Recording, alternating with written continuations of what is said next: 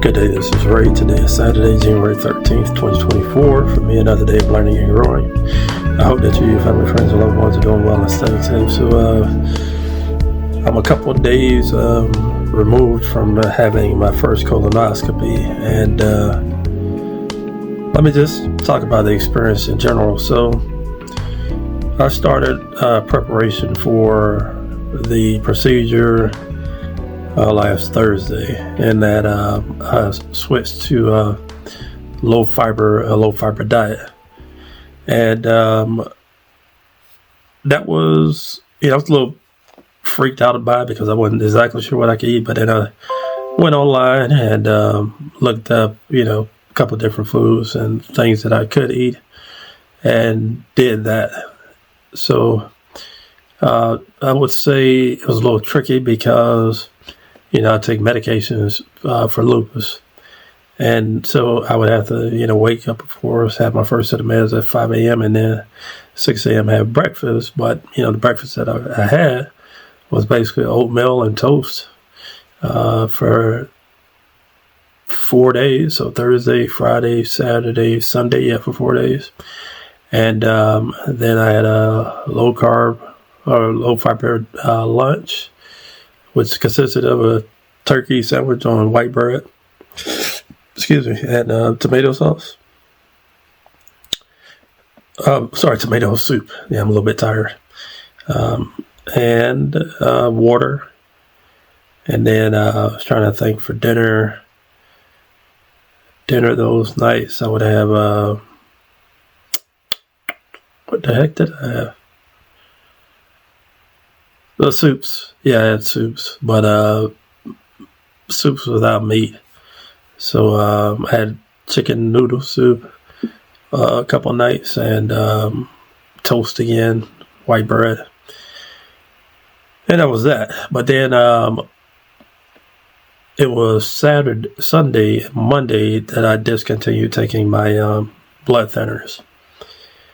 I'm sorry, actually, even to back up to Thursday, I had to stop taking all vitamins, vitamin C, vitamin D, and probiotics. So I had to stop that for 5 days leading up into the colonoscopy. Stopped the blood thinner on that Sunday, and then Monday came around. Now Monday is the day where you can eat no food. You can have Jell-O, but it can't be red or purple. And drink, of course, clear liquid. So I was doing that all day. I had maybe 2-3 Jell-O cups to help with the hunger. And then that evening came around, and the type of preparation they had was a solution in a 1 gallon jug. And you mix the water to the fill line. And then mix it together with a lemon packet and put it in the refrigerator. So I did that. I want to say it was around 4 p.m. that I did that to get the solution chilled. I probably should have did a little bit earlier because it was sort of lukewarm when I decided to start drinking that. And this would have been, I want to say about 6 o'clock that I started drinking it. And, how you're supposed to do it, at least this particular way, is drink 8 ounces every 10 minutes and get through half of the solution. So I did that, and, it wasn't as bad as I was hearing was going to be, the taste of it. It was all right. I was able to get through it pretty easily. It was just a lot of fluid. So it kicked in, I want to say maybe 45 minutes after starting drinking this thing. And yeah, basically I was in the bathroom for some time because they're trying to clear you out, basically trying to clear out your colon. And yeah, so it was a little rough that evening, and then woke up the next morning, had a few of my medications, and had a Powerade or some type of a clear drink with it, and that was it. But then I had to take the second half of the solution, so I started that as soon as I could. I want to say it was about 7 a.m. And then again, I was in the bathroom. One thing I do want to not necessarily warn you about, but because you're going so frequently, is that you could be a little tender down there. And I would suggest getting like preparation H, cooling pads, the cooling wipes to get, because yeah, I definitely experienced some pain after that, and I was a little concerned actually going into the procedure, thinking that it was going to be painful afterwards, especially with how I was feeling. But that's neither here nor there. So finished the solution. It was probably 8 o'clock in the morning I had that finished, but then I was using the restroom up until about 10 a.m. close to 11. Went ahead and got showered, prepared, and left my place and went to my parents' place, which is about an hour away from me. It was raining very hard, and it took me some time to get down there, but got there, and my mom took me, I want to say about an hour after I arrived.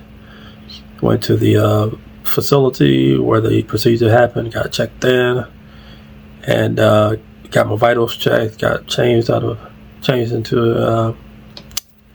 the robe and the hospital gown, and laid down, and everything seemed like things I've been through before. I've been in the hospital 6 times, so there's nothing too surprising there. And asked me about my medical history, whether or not I've been under anesthesia. At that time, I'd never been under a full anesthesia. I had local anesthesia when I got a thoracentesis, when they drained fluid from around my lungs, and that was it.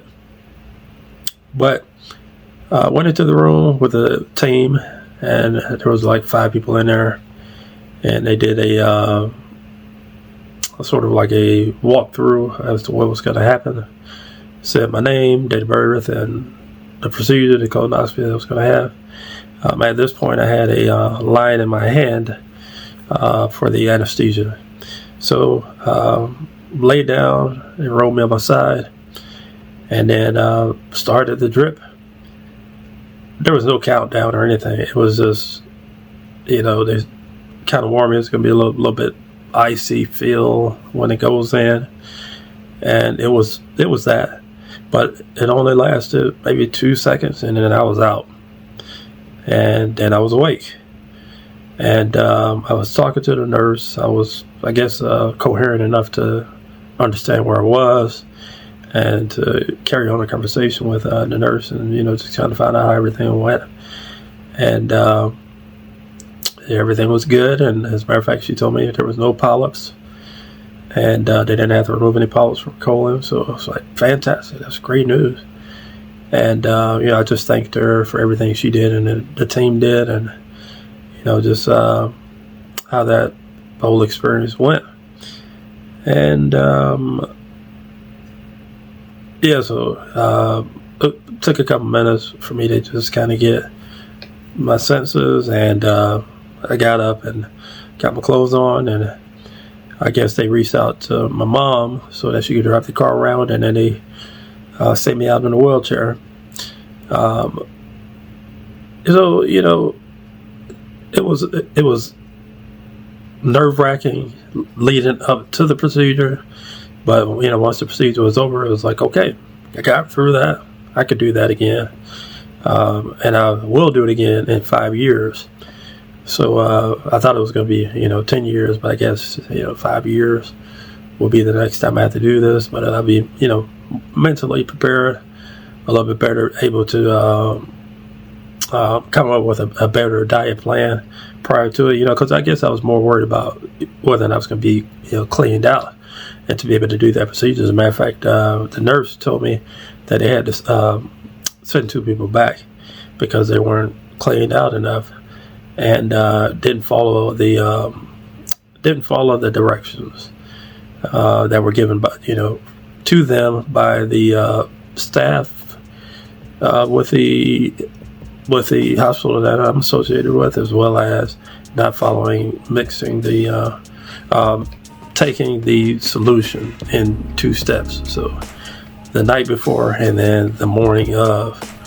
And so everything went well. I'm just grateful that it's done. And I want to encourage you all that if you have to go through this procedure, don't be intimidated. Just do your research and then just go ahead and get it done. And you can hopefully have some peace of mind after it's done and get a clean bill of health. But anyway, before I sign off, I just wanted to say happy birthday to my dad who's watching. And, thank you for taking care of me all these years, and, grateful to have learned from your work ethic when we had a chance to work together years ago. And, once again, I just hope I continue to make you proud, make Mom proud, and the family proud. And, this has been quite a journey.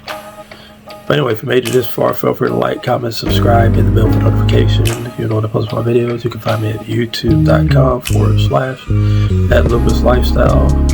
And I hope you all take care. Thank you for watching.